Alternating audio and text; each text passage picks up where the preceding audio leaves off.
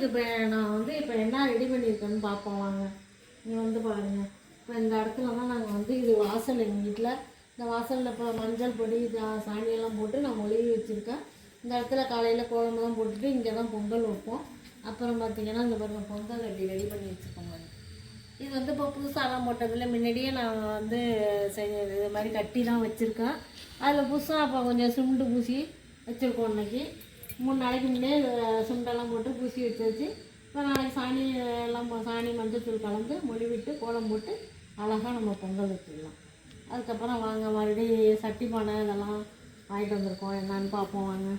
அப்புறம் அங்கே பாருங்கள், அப்புறம் காய்கறி எல்லாம் வாங்கிட்டு வந்தாச்சு. காய்கறி பரங்கிக்காய், வாழைக்காய், கருணக்கிழங்கு, இது வந்து சேமங்கிழங்கு, இது கேரட்டு, சக்குருளி கிழங்கு, அவரைக்காய், இவ்வளோதான் 7 காய்கறி வாங்கிட்டு வந்திருக்கோம். இது எல்லாத்தையுமே சேர்த்து ஒரு கூட்டு மாதிரி வச்சுருவோம். காலைல செய்கிற போது நான் உங்கள்கிட்ட காமிக்கிறேன். அதுக்கப்புறம் சட்டியெல்லாம் வாங்குவீங்களா என்னன்னு சொல்லுங்கள். நாங்கள் எப்போதுமே பொங்கலுக்கு சட்டி வாங்கிடுவோம் புதுசாக. பானை வந்து முன்னாடியிலேருந்து பானை இருந்துச்சு. பொங்கல் பானை தான் எங்கள் வீட்டு பொங்கல் பானை.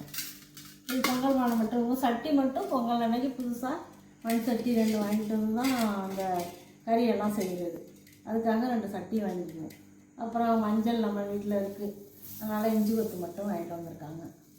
இவ்வளோதான் வாங்கியிருக்கேன். நீங்கள்லாம் என்னென்ன வாங்குவீங்கன்னு கமெண்ட்டில் சொல்லுங்கள்.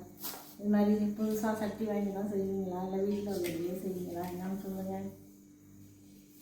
அப்புறம் பார்த்திங்கன்னா நம்ம வீட்டு சாமி அடிவாங்க.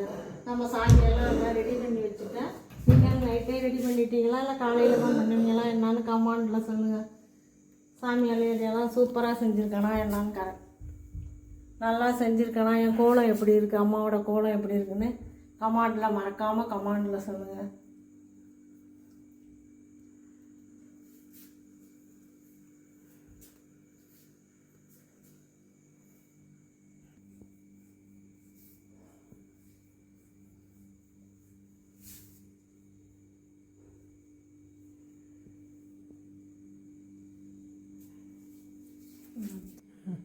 எல்லாம் எப்படி செஞ்சுருக்கேன், நல்லா செஞ்சுருக்கேனா என்னன்னு கமெண்டில் சொல்லுங்கள். அடுத்த வீடியோவில் பார்ப்போம். பாய்.